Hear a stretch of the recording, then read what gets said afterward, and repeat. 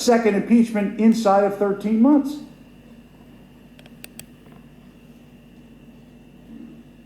And the pressure will be enormous to respond in kind. To quote Everett Dirksen, the gallant men and women of the Senate will not allow that to happen. And this republic will endure, because the top responsibility of a United States Senator and the top characteristic that you all have in common, and boy, this is a diverse group, but there isn't a single one of you who, A, doesn't consider yourself a patriot of the United States,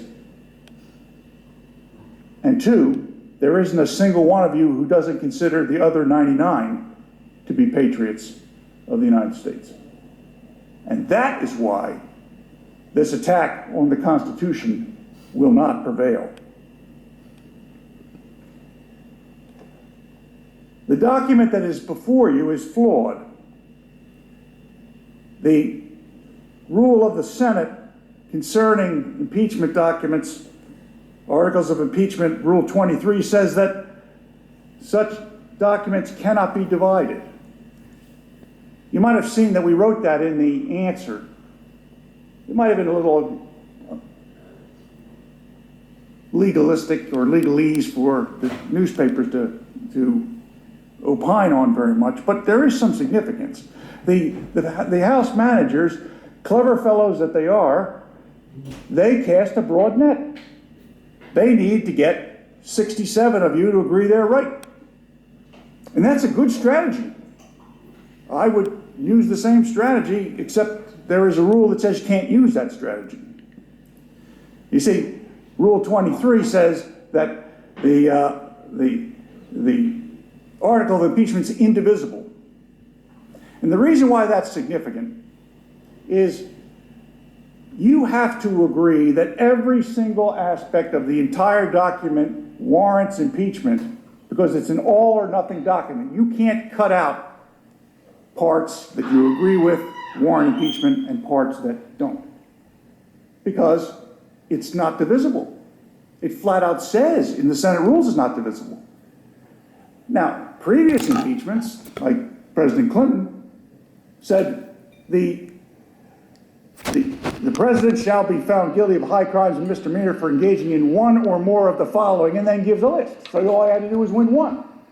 But they do that here. It has to be all or nothing. And some of these things that you are asked to consider might be close calls in your mind. But one of them is not. The argument about the 14th Amendment is absolutely ridiculous. The House managers tell you that the president should be impeached because he violated the 14th Amendment. And here's what the 14th Amendment says.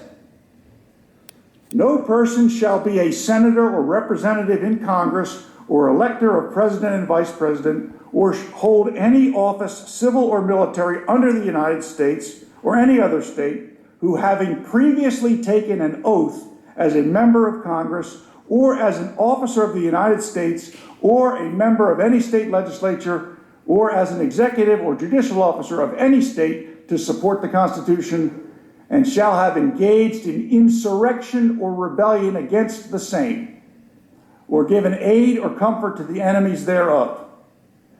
But Congress may vote by 2/3 of each house to remove such disability. Now, it doesn't take a constitutional scholar to recognize that that's written for people who fought for the Confederacy, who were previous military officers or were in the government of the Confederacy, and it doesn't take a constitutional scholar to require that they be convicted first in a court with due process of law. So that question can never be right until those things have happened. Now, if you agree with those arguments, and I know you all get your constitutions out and you'll read it, and if you agree with those arguments, the suggestion that the 14th Amendment applies here is ridiculous. And if you come to that conclusion, then because the managers have not separated out the any counts within the article of impeachment, the whole thing falls. I didn't write that. They are married to that. I wrote it out in individual responses because I didn't know how to respond to the cast the wide net effort. And fortunately, senators sometime in the past realized that you can't do that because you passed a rule that says, hey, you can't do that.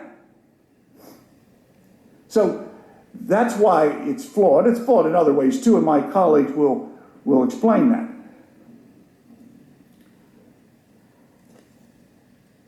I was struck.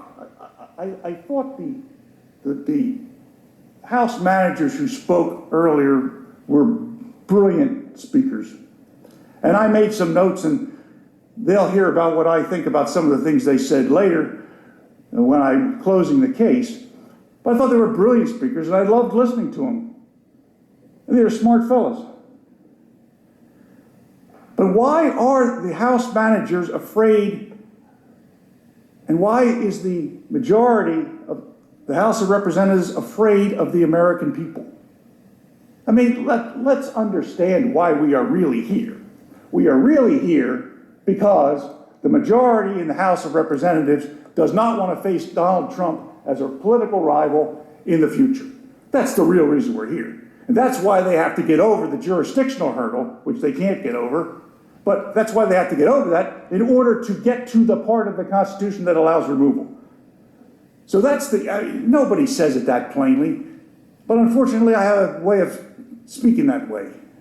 And the reason that I am having trouble with the argument is the American people just spoke, and they just changed administrations. So in the light most favorable to my colleagues on the other side of the aisle here, their system works. The people are smart enough, in the light most favorable to them, they're smart enough to pick a new administration if they don't like the old one. And they just did. And he's down there at Pennsylvania Avenue now, probably wondering, how come none of my stuff is happening up at the Capitol?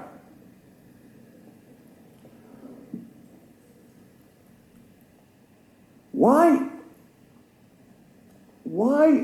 do the members of the House of Representatives, the majority of the House of Representatives, why are they afraid of the very people that sent them to do this job? The people they hope will continue to send them back here. Why are they afraid that those same people who were smart enough to pick them as their congressman aren't smart enough to pick somebody who is a candidate for president of the United States? Why fear that the people will all of a sudden forget how to choose an administration in the next few years? And in fact, this happens all the time when there are changes in administrations from one-term presidents to others. Well, Nixon was sort of a 1.5 term, but Nixon to Ford, Ford to Carter, Carter to Reagan, Bush 41 to Clinton. It happens. The people get tired of an administration they don't want, and they know how to change it. And they just did.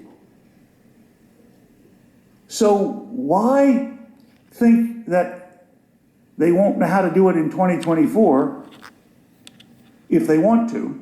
Or is that what the fear is? Is the fear that the people in 2024, in fact, will want to change and will want to go back to Donald Trump and not the current occupant of the White House, President Biden?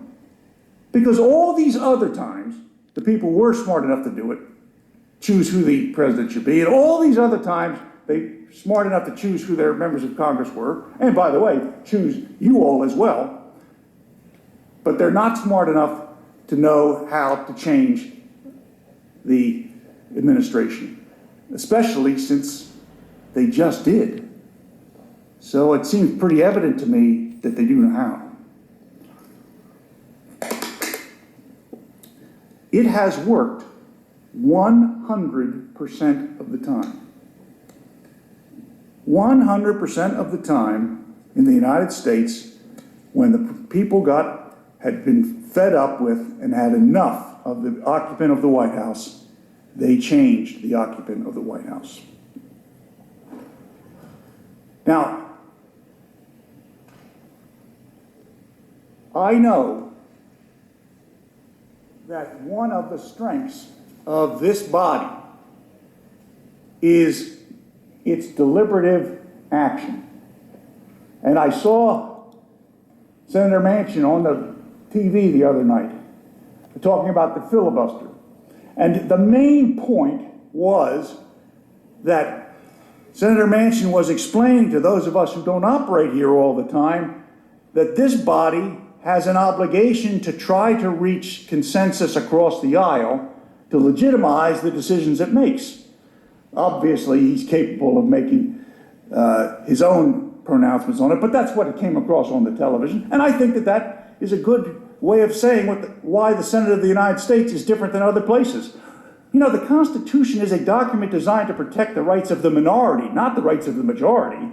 Congress shall make no law abridging all of these things. That's because those were the things that were of concern at the time. It's easy to be in favor of liberty and equality and free speech when it's popular.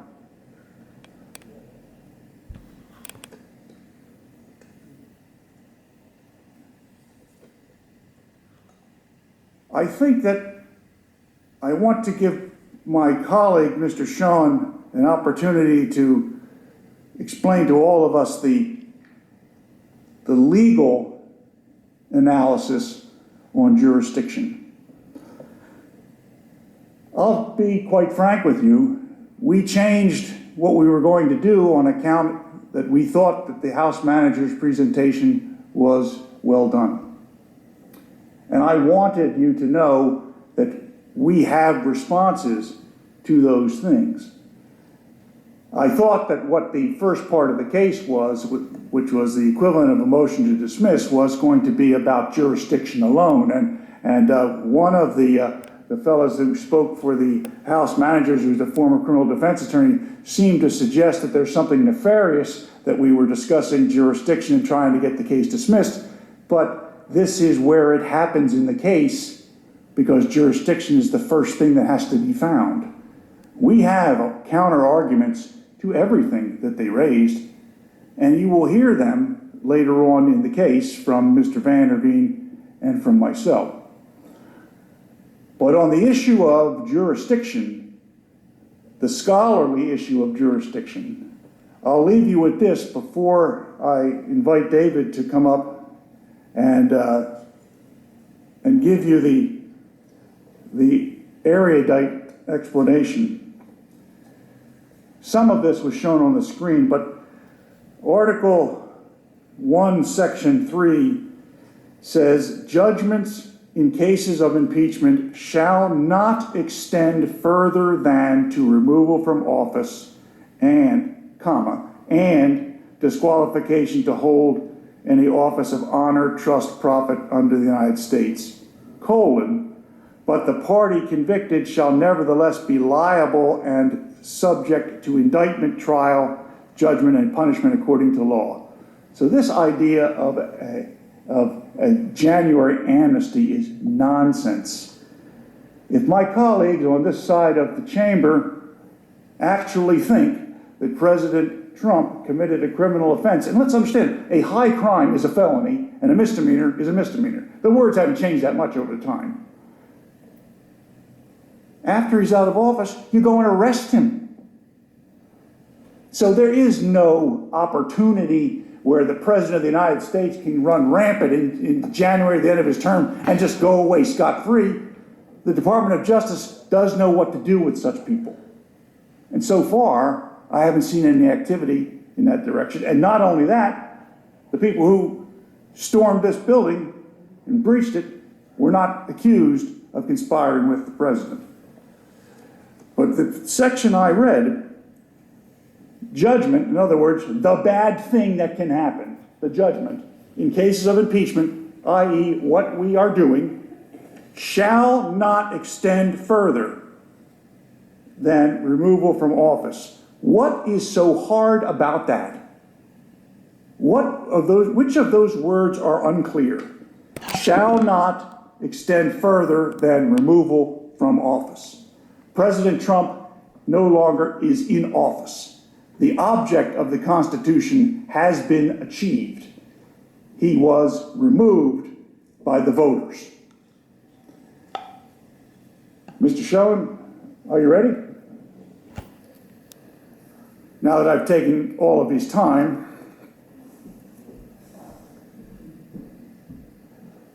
thank you, Mr. President.